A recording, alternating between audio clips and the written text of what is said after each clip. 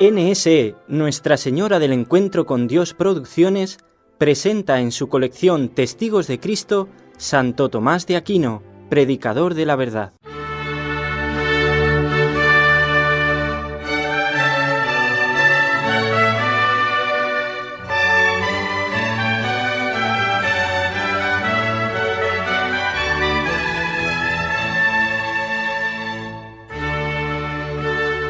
En el castillo de Rocaseca, al sur de Italia, nació allá por el año 1225 un niño que con el tiempo sería llamado el Doctor Angélico y Doctor de la Humanidad. Su nombre, Tomás de Aquino.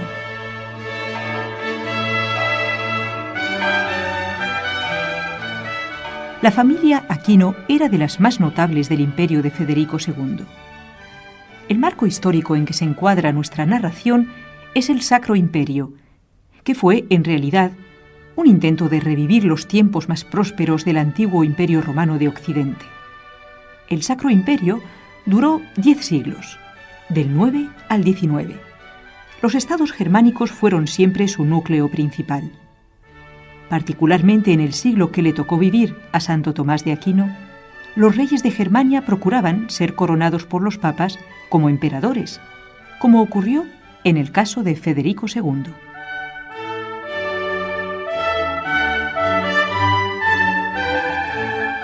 El padre de Tomás, Landolfo, era militar de rango al servicio del emperador. Su madre, Teodora, pertenecía a la noble familia de los Rossi Caracciolo de Sicilia. Tomás fue el benjamín de los 12 hijos de la familia. Desde muy pequeño se distinguió por un tierno amor a Nuestra Señora. La presencia de María en su vida se adivinaba, se experimentaba cotidianamente. Cuando el niño era todavía lactante, fue protagonista de un suceso particular. Tal como era costumbre entonces, un día, doña Teodora con otras señoras acudió a los baños públicos de Nápoles, llevando consigo al niño y a su nodriza. Esta sentó al pequeño Tomás y se dispuso a bañarlo.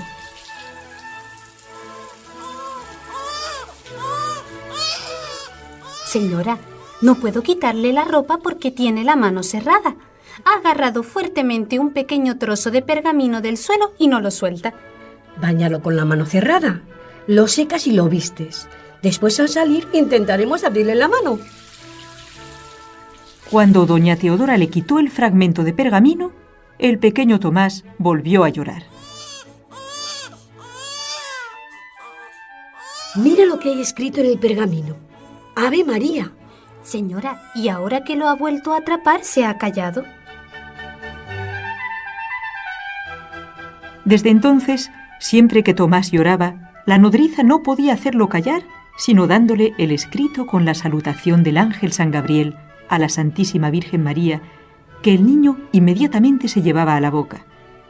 Un claro anuncio profético de su amor a la Virgen y de su vocación a la Orden Dominicana, fundada pocos años antes por Santo Domingo de Guzmán.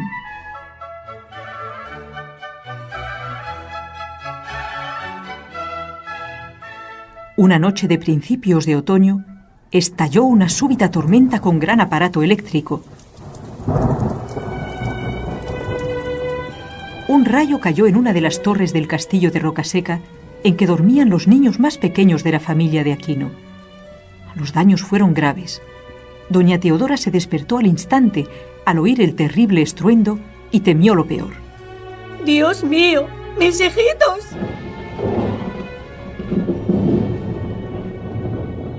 A toda prisa se dirigió hacia la torre. Al atravesar el establo, vio los caballos muertos. ¡Qué horror! La angustiada madre subió corriendo las escaleras de la torre y entró en la alcoba. La nodriza, cuya habitación era contigua a la de los niños, ya se encontraba en ella. ¡Señora! ¡Señora, qué desgracia tan grande! ¡El rayo ha matado a los niños! ¡No! Tomás, hijo mío, la niña está muerta, pero Tomás vive. Es un milagro. Dios lo ha preservado de la muerte. En el fondo de mi corazón lo sabía. Señora, no logro comprenderos. Oye lo que te voy a decir. Ya antes de que naciera, en sueños sentí que Dios había destinado a la criatura que llevaba en mis entrañas para ser un modelo de sabiduría y de santidad, y ahora lo veo claro con este gran milagro. Señor, no soy digna de tener tal hijo.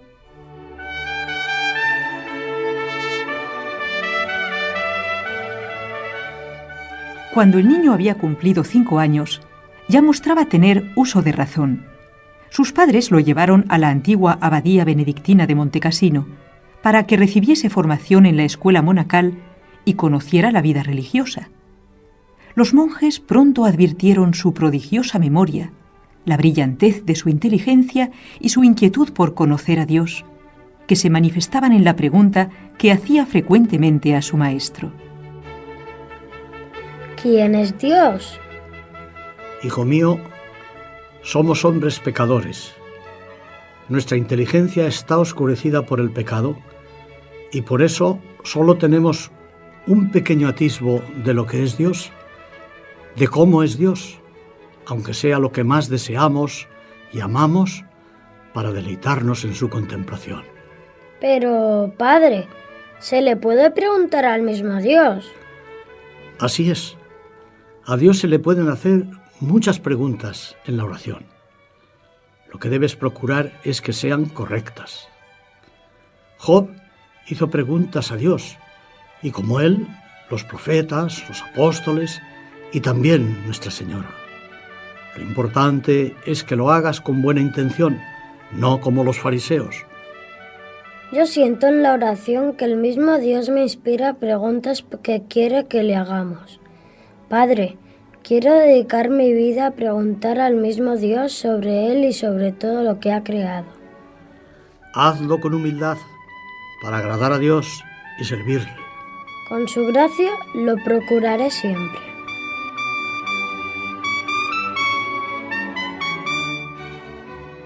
Federico II se las había arreglado para ser coronado emperador en Roma en el año 1220. En compensación, había hecho diversas y detalladas promesas a la Iglesia, incluido el voto de llevar a cabo una cruzada. Pero no cumplió sus promesas y fue excomulgado por el Papa Gregorio IX.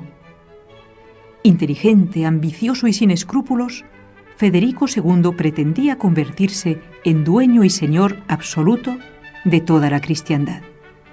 Por su despotismo y crueldad, pero sobre todo por su actuación anticristiana, recuerda tal vez a otros personajes históricos más modernos. Es uno de los grandes enigmas de la historia.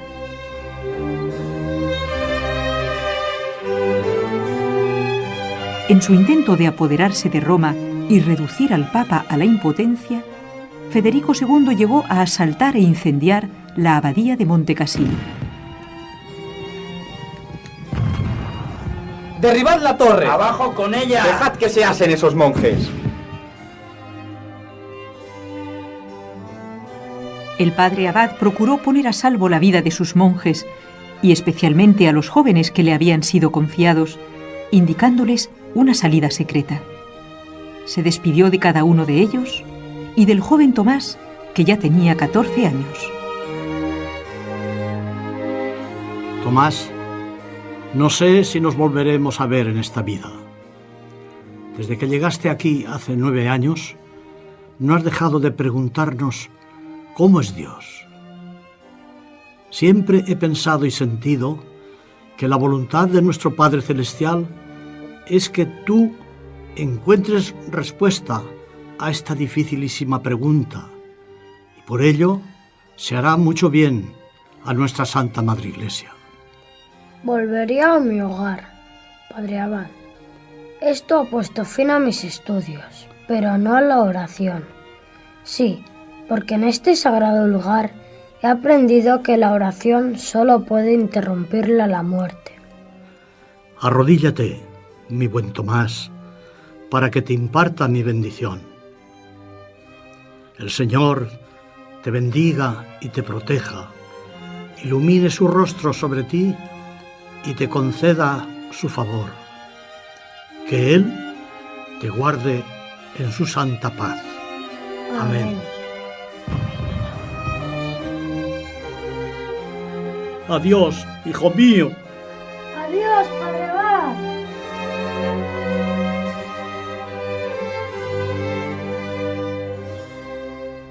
Santo Tomás no podía vivir en el mundo de las armas como sus hermanos. Su vocación era el estudio. Su familia, con la ambición de que llegase a ser abad, le envió a una residencia benedictina de Nápoles para que continuara sus estudios en la primera universidad civil de Occidente, el Estudio General de Nápoles, fundado por el mismo Federico II. Allí le enseñaron el pensamiento de Aristóteles y de sus comentaristas árabes desconocidos en las universidades europeas. En esta ciudad, enmarcada por el mar Tirreno y el célebre volcán Vesubio, conoció la orden de predicadores y se hizo amigo del dominico Fray Juan de San Julián, a quien tomó como director espiritual. Poco después de la muerte de su padre, en 1244, acudió a hablar con el buen fraile a la iglesia del convento dominico de Santo Domenico Maggiore.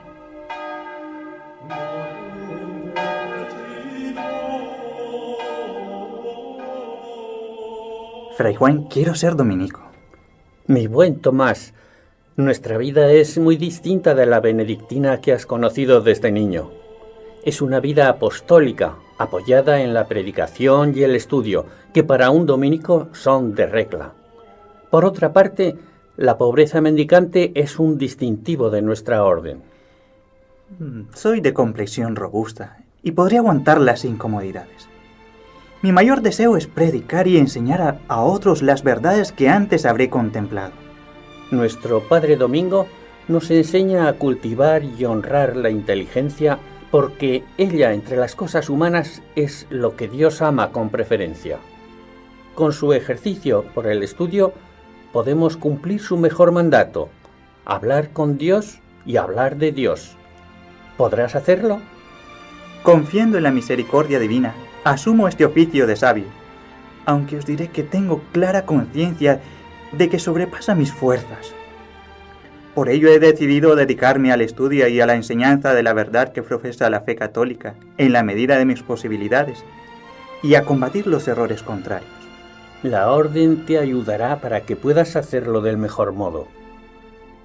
Creo, Fray Juan, que el fin principal de mi existencia es ser consciente de que me debo totalmente a Dios.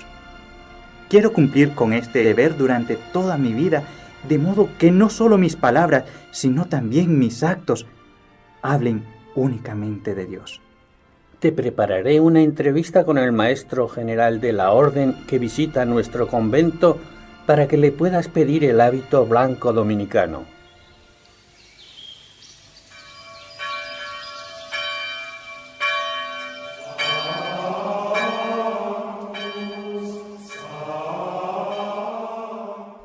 Tomás se hizo dominico, pero no informó de ello a su familia.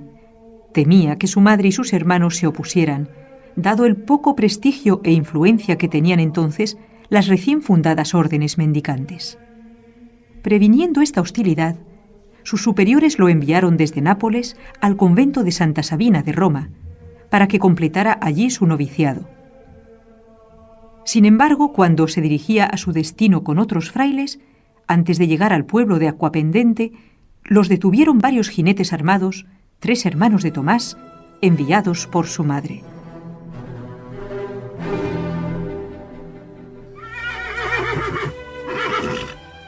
¡Alto, piadosos frailes! Deteneos. No tenemos nada contra vosotros. Somos amigos. Solo queremos recuperar a nuestro hermano Tomás. Tenemos que devolvérselo a su madre. Pero, ¿qué decís? Que tenemos que llevar con nosotros a Tomás. Reinaldo, te equivocas. Aunque seáis mis hermanos, no sois amigos. Nuestros parientes en la sangre, cuando se oponen a la vocación religiosa de uno de sus miembros, no son nuestros amigos, sino más bien nuestros enemigos. No abandonaré a mis auténticos hermanos. Mira, Tomás, lo que pienses nos tienes sin cuidado. Vas a venir con nosotros. Hermano mío, recapacita. Tú sabes bien que Dios a todos nos pide 3 cosas. La primera, que alcancemos la vida eterna. La segunda, que guardemos sus mandamientos. Y la tercera, la santidad. El Señor me ha mostrado el camino para lograrlas en la Orden de Santo Domingo. ¡Basta de palabras! ¡Detenedlo!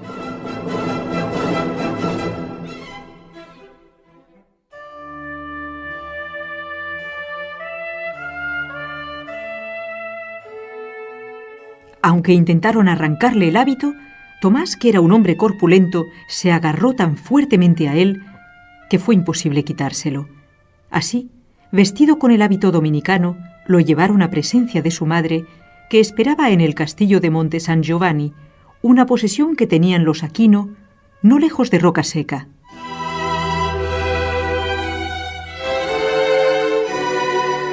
Aquella noche Tomás fue violentamente tentado en su vocación religiosa.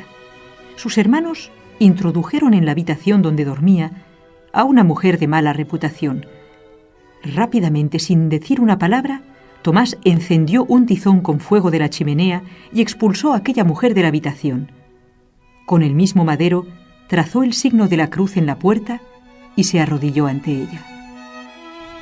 Señor Dios, dame un corazón siempre vigilante. Que ningún pensamiento curioso me aleje de ti. Un corazón noble que ningún afecto indigno logre rebajar. Un corazón recto que ninguna intención siniestra desvíe. Un corazón firme que ninguna intención quebrante. Un corazón libre que ningún afecto violento reivindique para sí. Oh Señora mía dulcísima, impetra para mí una perpetua castidad de mente y cuerpo, para que con un corazón puro y un cuerpo casto pueda servir en tu orden a tu amado Hijo y a ti.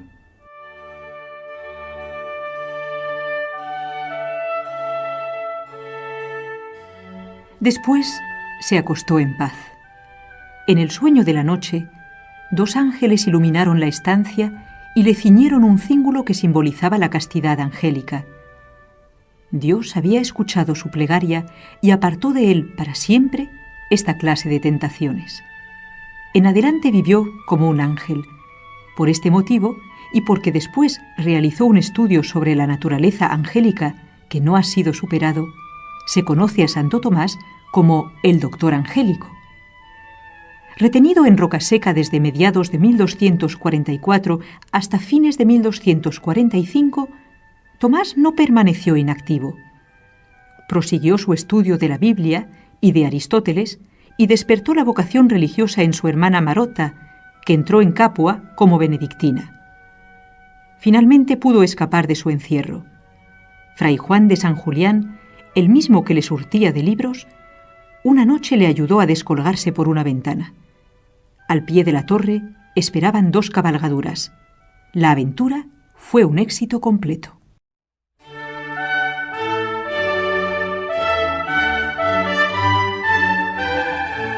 Finalizado el noviciado, fue enviado en 1247 a París para continuar sus estudios en la universidad. Tuvo como profesor a otro dominico, San Alberto Magno, que era uno de los más grandes sabios de entonces. Tomás fue el alumno más humilde y más dócil, un verdadero modelo de disciplina intelectual. Se entregó a una íntima asimilación de la enseñanza del maestro.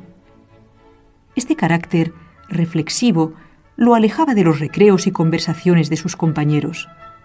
Estos empezaron a darle un sobrenombre un tanto irónico, pero que no era desacertado. Hugo, ¿te has fijado en la alta estatura y robustez del nuevo estudiante? Sí, y creo que por eso sus hermanos de hábito le llaman cariñosamente el buey mudo de Sicilia, porque además habla muy poco. Se nota que no es de París ni de ninguna otra ciudad. Mira, ahí viene. Fray Tomás. Hola. Tomás, ¿recuerdas la lección que ha explicado hoy el maestro Alberto? Qué complicada, ¿verdad? Mira, como es tan intrincada y profundísima para ti, si quieres te la explicaré. Muchísimas gracias. Acepto encantado. Para adquirir el tesoro de la ciencia, hay que tratar de comprender siempre lo que se lee y lo que se oye.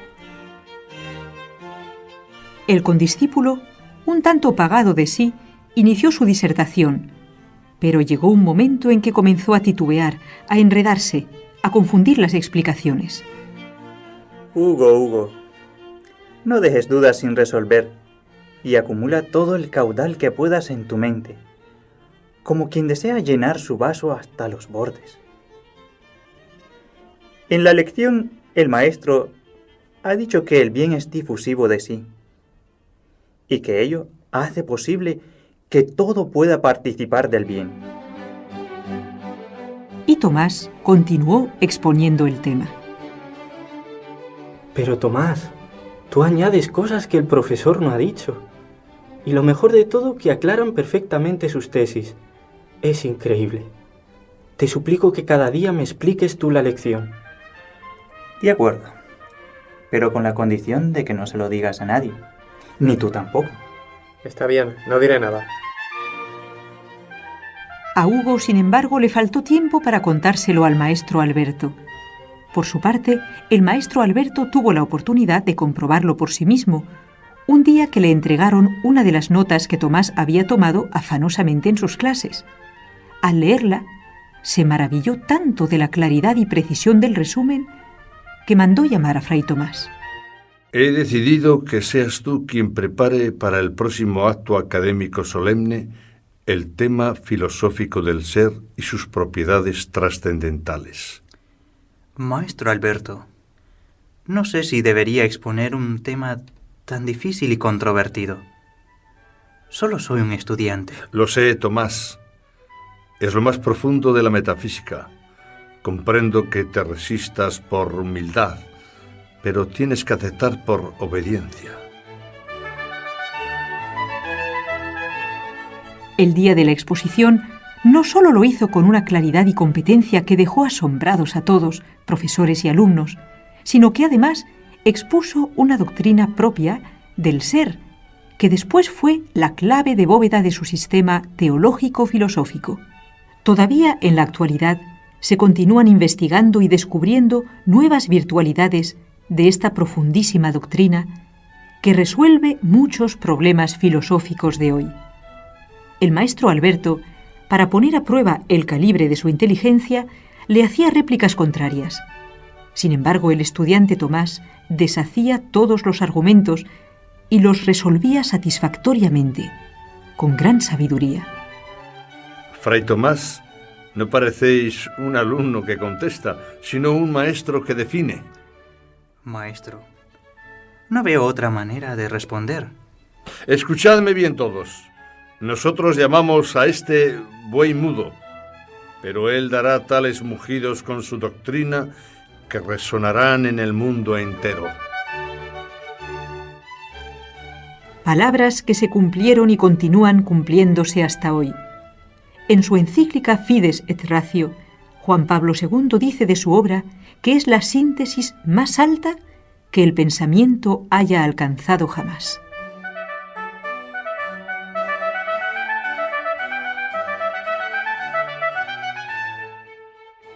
Como en el curso siguiente el maestro Alberto tenía que enseñar en la Universidad de Colonia, decidió que le acompañara Fray Tomás para que terminara sus estudios.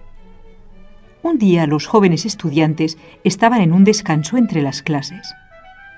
Un compañero quiso aprovechar aquel momento para gastar una broma a Fray Tomás, el cual estaba como ausente, ordenando en su mente las ideas que había oído en la última clase.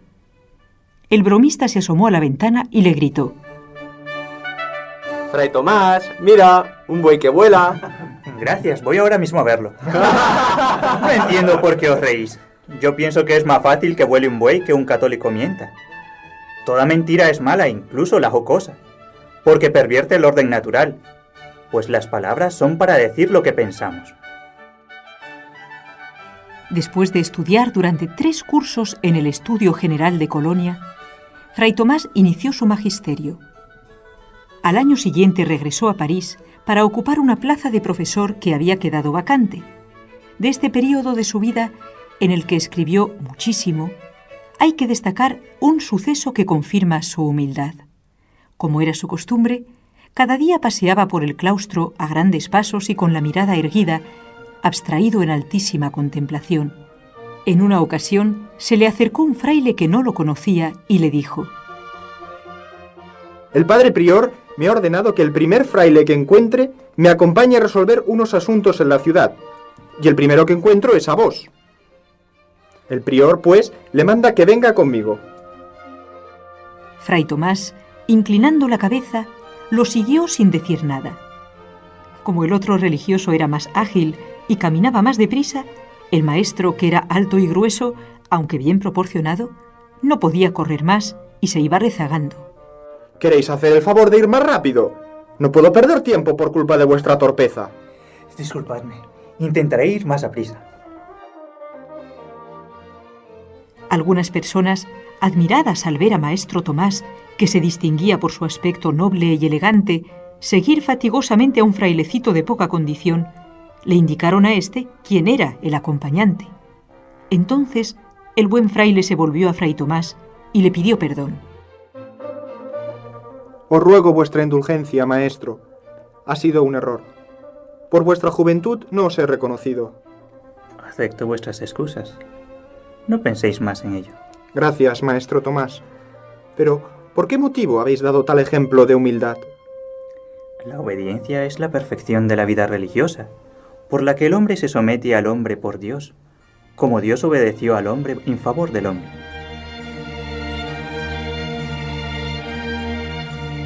Renunciando a toda mira egoísta, el maestro Alberto resolvió dejar su cátedra de la Universidad de París al discípulo. San Alberto Magno sabía que tal determinación iba a redundar en el avance de la religión y de la cultura. Sin embargo, frente a esta decisión, no se hizo esperar una corriente fuertemente contraria. Tomás tenía solo 27 años y las leyes exigían 35 para ocupar aquel puesto. Además, el profesorado procedente del mundo seglar y también el clero secular se oponían a que los maestros de las órdenes mendicantes impartiesen enseñanza universitaria. Hubo que acudir al Papa para que Fray Tomás pudiese hacerse cargo de la cátedra. Desde el primer momento se vio que el discípulo aventajaba al maestro, si bien no en la amplitud de erudición, sí en la claridad y profundidad de las ideas. Pero el mayor asombro procedía de la novedad de su enseñanza. El nuevo maestro citaba constantemente a Aristóteles. El filósofo griego estaba proscrito en las escuelas desde principios del siglo XIII y únicamente era conocido a través del pensador musulmán Averroes. La filosofía tradicional era la agustiniana. En el lado opuesto, ya dentro del campo de la herejía, se agrupaban los averroístas. Entre ambas tendencias descollaba la figura majestuosa de Tomás de Aquino, seguro de su ciencia y de su fe, defendiéndose de unos y otros, rodeado de enemigos poderosos, pero protegido siempre por los papas. Esta lucha ocupó toda la vida del santo doctor, y es preciso tenerla en cuenta para comprender sus obras. En ningún modo nacieron en la pasividad de una contemplación solitaria, sino en el movimiento de una existencia prodigiosamente activa y militante. Cuando solo tenía 31 años, Tomás de Aquino escribió varias obras, entre ellas la Suma contra los Gentiles y las cuestiones disputadas sobre la verdad. Sus lecciones magistrales desde la cátedra y sus respuestas a sus alumnos eran auténticamente liberadoras, porque liberaban de las tinieblas del error y del mal con las que nace el hombre como consecuencia del pecado original, y a veces son incrementadas por culpa de una mala educación. Maestro Tomás, ¿no seríamos más libres sin maestros e incluso sin Dios? La libertad no consiste en no tener Dios, sino más bien en no tener otro maestro que Dios, que libra de todos los demás maestros. Dios es la única protección del hombre contra las tiranías del hombre. ¿Y qué debemos decir a quienes sostienen que no existe ninguna verdad, como la que acabáis de expresar, o que el hombre no puede conocerla? Nadie puede pensar que no existe ninguna verdad o que él no conoce ninguna, porque si pudiese no existir la verdad, se seguiría contradictoriamente que la verdad existe. En efecto, si la verdad no existe, entonces ya tendríamos una verdad, la de que no existe la verdad. Hay que afirmar, por consiguiente, que la existencia de la verdad es evidente o patente para todos. En efecto, las siguientes tesis son de sentido común. Existe la verdad. La verdad no es relativa. La verdad es independiente del pensamiento del hombre. La inteligencia humana puede conocer la verdad, aunque limitadamente y a veces confusamente. Y la inteligencia humana es capaz de distinguir la existencia de la verdad de su carencia. ¿Y por qué ha habido pensadores que niegan la existencia de algo verdadero? Aquellos que destruyen los principios del pensamiento humano, principios que forman parte del sentido común, es decir, la inteligencia en su funcionamiento natural o espontáneo, adoptan posturas extrañas o no normales. Algunos hombres se ven inducidos a sostener tales posturas, o bien por extrema maldad, o bien porque se han dejado engañar por argumentaciones falsas que les parecen verdaderas. Si Santo Tomás pudo desplegar una intensa actividad, es porque fue siempre un gran administrador del tiempo. El tiempo era su única riqueza, y derrocharlo hubiera sido para él una falta grave contra la pobreza. Por su magisterio oral y escrito, adquirió un prestigio enorme. Incluso San Luis, rey de Francia, lo tomó como consejero. Siempre pedía su parecer en los asuntos más graves de su gobierno. Después de 7 años de profesorado en París, pasó otros 9 años en Italia, pues fue nombrado teólogo consultor del Papa y profesor del Estudio General, que seguía a la corte pontificia. En Agnani, con Alejandro IV, impartió 2 cursos. Con Urbano IV en Orvieto, 4. También enseñó 2 años en Roma, de 1265 al 67, en el Estudio General de Santa Sabina, perteneciente a los dominicos, que se le había encargado fundar. También residió en Viterbo, en la corte papal de Clemente IV.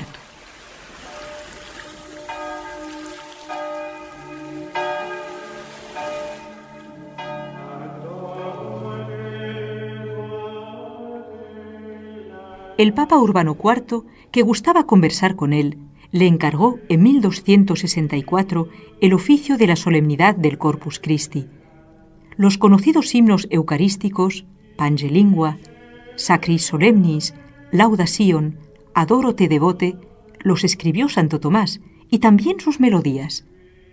Había adquirido una gran competencia musical durante su niñez en la Schola Cantorum del monasterio de Montecassino.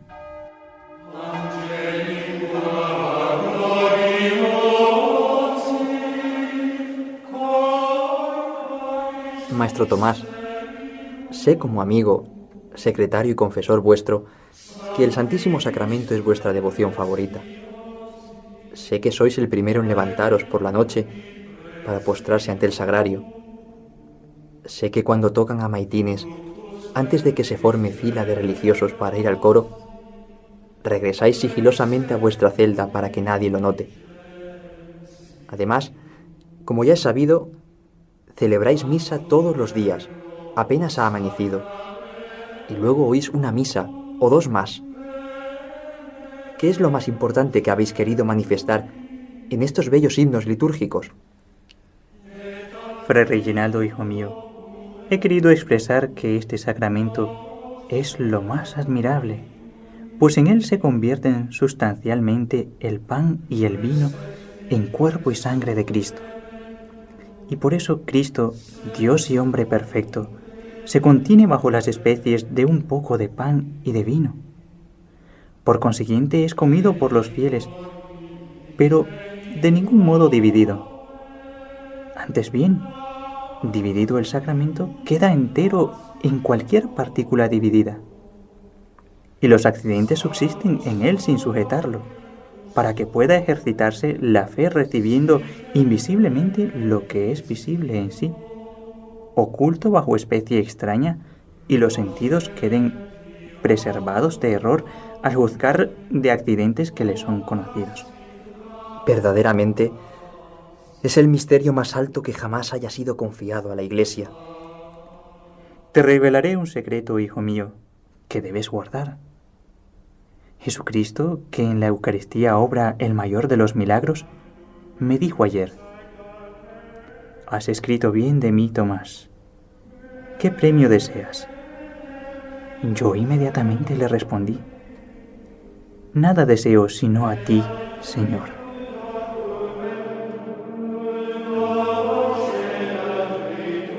Todavía no se ha hallado quien exprese mejor que Santo Tomás la devoción a la Eucaristía. En toda la Iglesia sigue vigente su oficio del Corpus Christi. El Papa Pío XI lo proclamó doctor de la Eucaristía.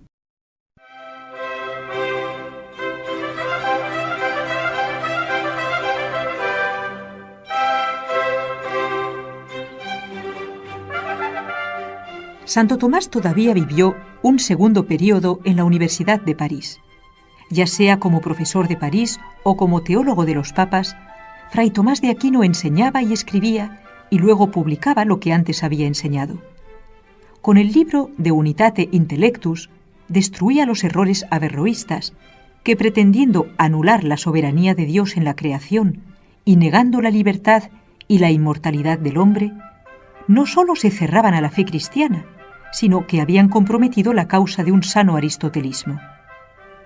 Previamente había estudiado a los padres de la Iglesia y a Aristóteles en traducciones directas, haciendo análisis críticos de sus obras, y finalmente compuso una obra célebre intitulada Cadena de Oro. De esta manera, Santo Tomás asumía la filosofía de Aristóteles, depurándola de los errores averroístas y poniéndola al servicio de la doctrina sagrada. Su obra maestra, la Suma Teológica, comenzaba en 1267, época en que la batalla entre averroístas, platónico-agustinianos y aristotélicos era más encarnizada. En todas las discusiones con sus contrincantes, la mayoría arrebatados y coléricos, que hablaban con frases ampulosas y provocadoras, Santo Tomás no perdía la serenidad jamás. Maestro, argumentáis con perfecta lógica, con exactitud y prudencia, pero causaría más efecto si usarais el estilo agresivo de vuestros oponentes. No hay que perder nunca la calma. Reginaldo, no olvides que la ira no deja libertad para juzgar la verdad. La mansedumbre hace al hombre más dueño de sí. Pero en algunos casos es muy difícil, maestro, e incluso parece imposible moderar nuestra inclinación a la ira. Vos mismo en clase me habéis dictado en un artículo de la Suma Teológica que el hombre, por su misma naturaleza racional, se irrita, tiende a enojarse y a vengarse. Hay que contar con la gracia de Dios que debemos pedir siempre en la oración. La caridad, efecto de la gracia, nos ayuda a no despreciar, herir ni humillar a ningún adversario. Por el contrario, hace que le tratemos con bondad y respeto, que seamos indulgentes y benevolentes. Un día, después del examen de doctorado de un alumno ante todo el claustro de profesores de la universidad, iba Santo Tomás caminando por las calles de París con su secretario, Fray Reginaldo de Piperno. Maestro Tomás, en su exposición, el doctorando ha afirmado una tesis contraria a la verdad y no tenía excusa, porque ayer vos lo explicasteis en clase. ¿Por qué le habéis dejado pasar al siguiente ejercicio? Sabes, Reginaldo, que estoy cierto de mi doctrina, por más que la contradijera el aspirante al doctorado.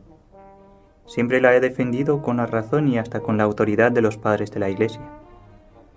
Pero me pareció que debía perdonar al examinando para que no quedara mal delante de todos los profesores. Todos vuestros discípulos hemos sido gravemente ofendidos en vuestra persona, porque el licenciado no debía haber dicho nada contra vuestra opinión. Y vos no debíais tolerar esta injuria delante de todos los profesores parisienses. Hijo, si a vosotros os parece lo contrario, mañana podré suplir lo que omití. Al día siguiente, el licenciado planteó las mismas cuestiones que la tarde anterior, sin ninguna corrección. El maestro Tomás, con gran amabilidad y humildad, le explicó la solución correcta, demostrando una habilidad y elegancia extraordinarias, le hizo rectificar. Vuestra opinión, por consiguiente, no puede mantenerse. Es necesario que respondáis de otra manera, si no queréis contradeciros. Confieso humildemente mi error y os pido perdón. Continuaré estudiando la cuestión, procurando ir de lo más fácil a lo más difícil. Ahora decís bien. Recordad, como os he dicho siempre en clase, entra al océano por los pequeños arroyos, y no de una vez.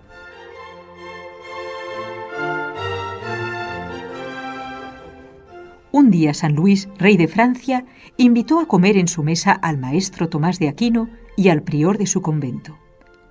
Tomás, entregado a la redacción de su Suma Teológica, se excusaba humildemente, pero, viendo que no era posible eludir el compromiso ante el rey y ante el mandato del prior, finalmente asistió a la comida.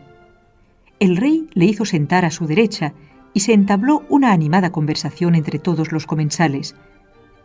De repente, Santo Tomás golpeó fuertemente la mesa. Y esto acaba con el error de los maniqueos. Maestro, advertid que ahora estáis en la mesa del rey de Francia. Disculpadle, Alteza. Majestad, me he distraído. Os ruego que perdonéis esta incorrección en la mesa real. Pero es que, de repente he comprendido que en ningún sentido y bajo ningún aspecto puede ser Dios la causa del mal que hace el hombre, ni directa ni indirectamente. La causa primera del mal moral somos nosotros. Como rey católico, sé lo que es luchar con la espada contra los enemigos de la cristiandad, y que muchas veces no se puede demorar este noble cometido. Vos lo hacéis con las armas de la inteligencia.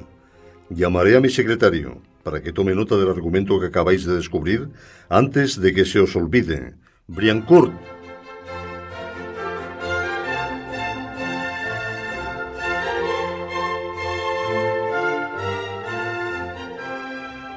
Santo Tomás procuraba formar siempre a sus discípulos, incluso fuera de las aulas. Regresando un día con sus estudiantes de la iglesia de San Dionisio, a las afueras de París, donde habían ido para visitar las reliquias de los santos, les estuvo hablando vehementemente de la vida eterna. Maestro, ved qué hermosa es la ciudad de París. Sería maravilloso ser señor de esta ciudad. Mucho mejor sería disponer de todos los escritos de San Juan Crisóstomo, puesto que nos permitirían avanzar en la comprensión del misterio de la Encarnación.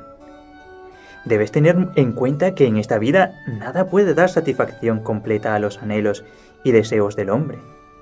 Solo Dios sacia y aún excede nuestras ansias. ¿Desaparecerán entonces en la vida eterna nuestras ansias actuales que tanto nos inquietan? El hombre no descansa sino en Dios. En la vida eterna, todo lo apetecible sobreabundará, porque la vida eterna consiste en la unión con Dios. Ahí tendremos mucho más de lo que anhelamos y esperamos. Siempre Dios es más grande que el corazón del hombre.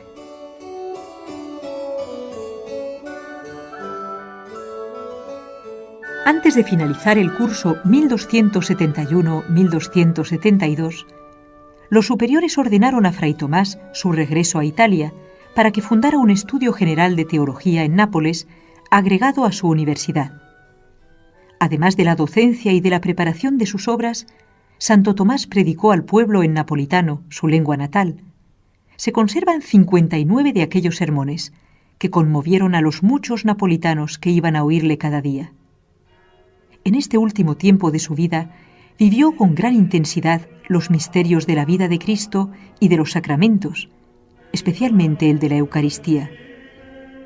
El domingo de Pasión del año 1273, estaba como siempre celebrando la Santa Misa, a la que asistían muchos frailes y fieles. De pronto, le vieron absorto en la contemplación del misterio, llorando copiosamente y como si sufriera las mismas penas de Jesucristo. Para que pudiera proseguir la misa, tuvieron que sacudirle, pero una vez finalizada, el santo conversaba como siempre, como si nada hubiera sucedido.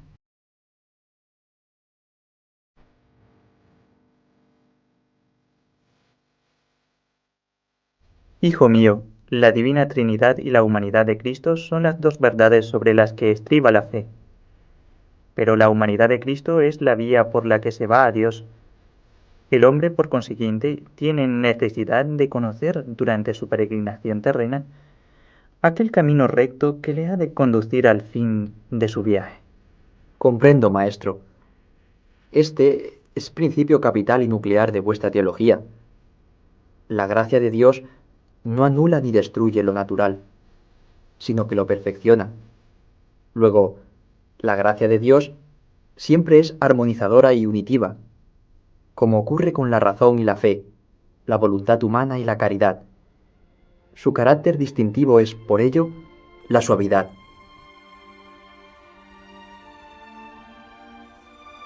En diciembre del mismo año, en la fiesta de San Nicolás, celebraba misa en la capilla del Santo, lugar en que lo hacía habitualmente, y durante ella tuvo un arrobamiento prolongado. A partir de aquel momento, dejó de escribir. Padre, ¿por qué dejáis una obra tan grande? La Suma Teológica redundará en alabanza de Dios y será luz para el mundo. Reginaldo, no puedo. Después de tantos años de trabajo, debéis continuar, si ya estáis terminando. Reginaldo, no puedo porque todo lo que he escrito me parece paja. ¿Cómo podéis decir eso? Vos solo habéis conseguido unificar las dos supremas sabidurías, la filosófica y la teológica, el conocimiento del ser por la inteligencia y la penetración con la fe del misterio divino. Padre, haced un último esfuerzo. Hijo, voy a decirte un secreto para que no lo reveles a nadie mientras yo viva. He llegado al fin en mi escritura porque me han sido reveladas tales cosas que todo cuanto he escrito es para mí nada. Por eso espero de mi Dios que así como me ha hecho llegar al fin de mi enseñanza, también me hará llegar pronto al fin de mi vida. Ya he cumplido mi misión. A Santo Tomás le había sido dada ahora la tercera sabiduría, el conocimiento místico. Gracias a los dones del Espíritu Santo, sabiduría, inteligencia y ciencia, tuvo la experiencia amorosa del amor de Dios. La contemplación mística, acto intelectual y amoroso, es inefable por trascender el modo discursivo de la razón del hombre y por ello no se puede expresar con propiedad.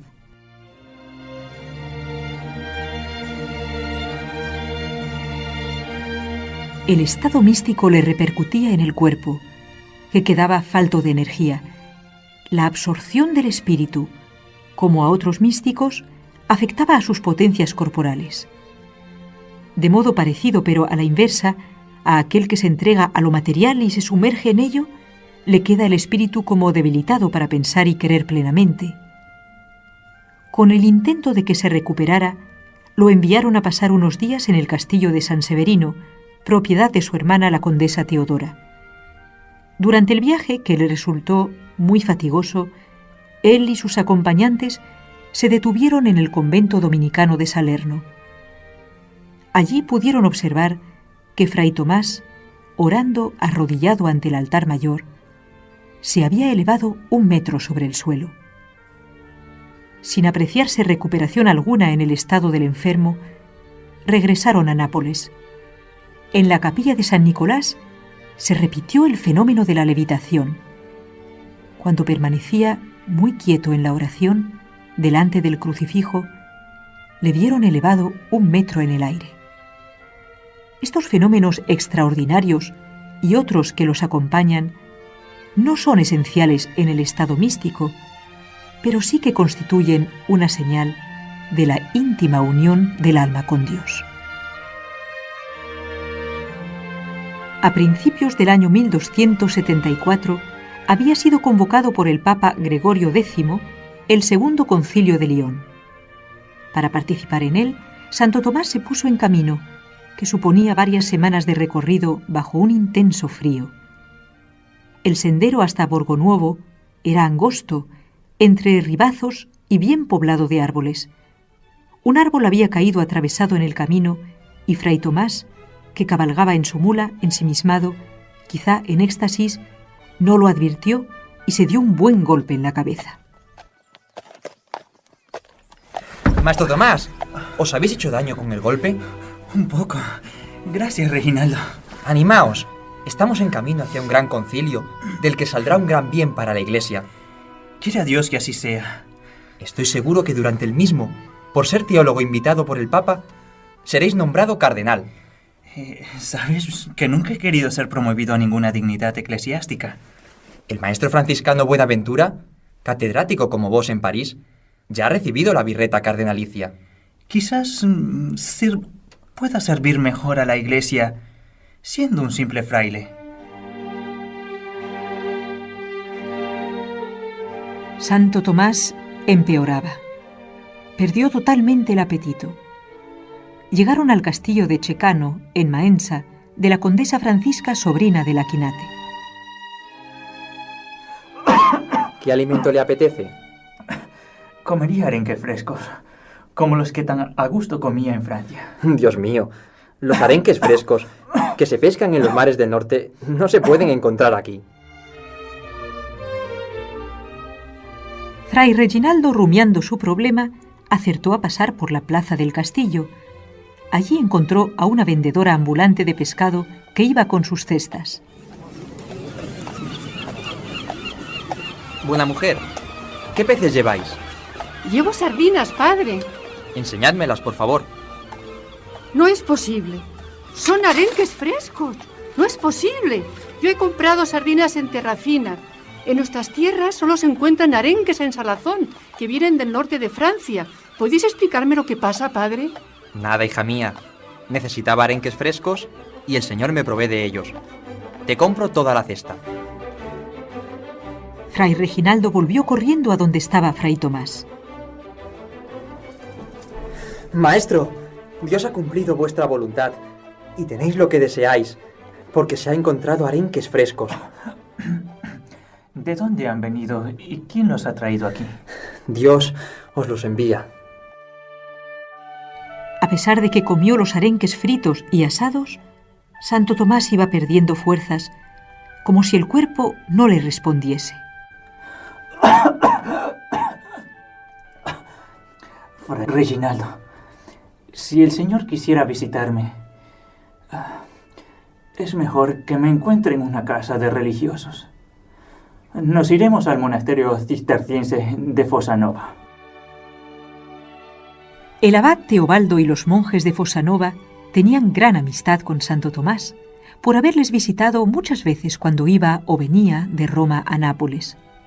Le cuidaron con todas las atenciones, procurando sobre todo que no pasase frío, pues sabían que era muy sensible a él.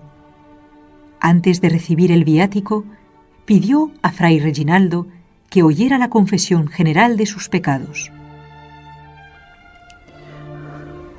Fray Reginaldo, os quiero revelar un secreto para gloria de Dios y para vuestro consuelo. La Santísima Virgen María, Madre de Dios, se me apareció y me dijo que me había obtenido de Dios, nuestro Señor, lo que deliberadamente a ella le había pedido. La gran devoción de Santo Tomás a la Virgen está confirmada por investigadores actuales, que constatan que en la redacción de la Suma contra los Gentiles, cuyo original se conserva en el Archivo Vaticano, en todas las páginas, al iniciar la escritura, está la jaculatoria Ave María. El confesor, después de la muerte del santo, hizo esta revelación. Quedé impresionado por la sinceridad y por la materia de sus faltas. Todas sus originales y fecundas doctrinas han brotado de una rica vida interior, y ellas mismas están ordenadas a nutrir y a robustecer la vida interior de sus oyentes y lectores. Al día siguiente, miércoles 7 de marzo de 1274, al alba, con solo 40 años, fallecía Santo Tomás de Aquino. Dejaba escritos más de 50 gruesos volúmenes, 8 millones de palabras, más de 500 cuestiones disputadas y más de 10.000 artículos solo en la Suma Teológica.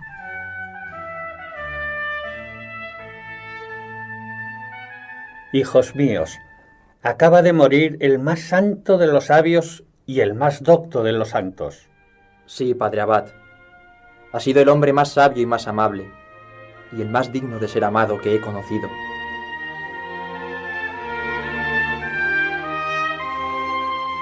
San Alberto Magno, que estaba en el convento de los dominicos de Colonia, conoció por divina revelación el momento de la muerte de Santo Tomás. Sentado a la mesa en presencia del prior y de algunos frailes, de repente comenzó a llorar.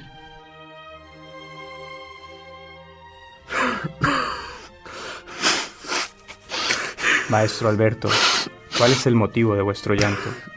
Acaba de morir mi hijo Fray Tomás, flor del mundo y luz de la Iglesia.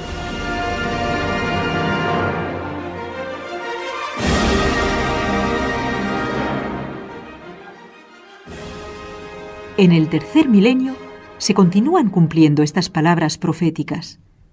Santo Tomás de Aquino es reconocido como uno de los grandes genios de la cultura universal. Desde su muerte, los papas no han dejado de recomendar sus doctrinas, porque son las que mejor expresan intelectualmente las enseñanzas de la Iglesia. Juan Pablo II añadió a los títulos de doctor de la Iglesia, patrón de todos los estudios y doctor universal, el título de Doctor Humanitatis, doctor de la humanidad, porque Santo Tomás de Aquino es quien ha comprendido mejor al hombre, imagen de Dios, capaz de Dios y gobernador del mundo creado, y porque su doctrina es la que necesita más que nunca el hombre de hoy.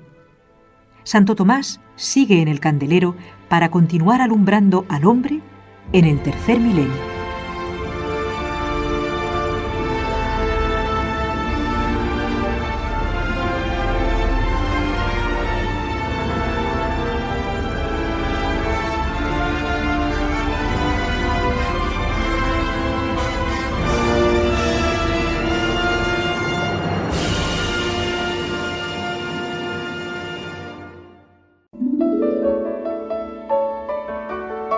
Santo Tomás de Aquino, predicador de la verdad, forma parte de la colección Testigos de Cristo. Puedes descubrir nuevos títulos como Alexis Carrel, Dios existe, yo lo vi, Rafael Arnaiz, Solo Dios, Eva Lavalier, Ahora soy feliz, y muchos títulos más. Es una producción de NSE, Nuestra Señora del Encuentro con Dios.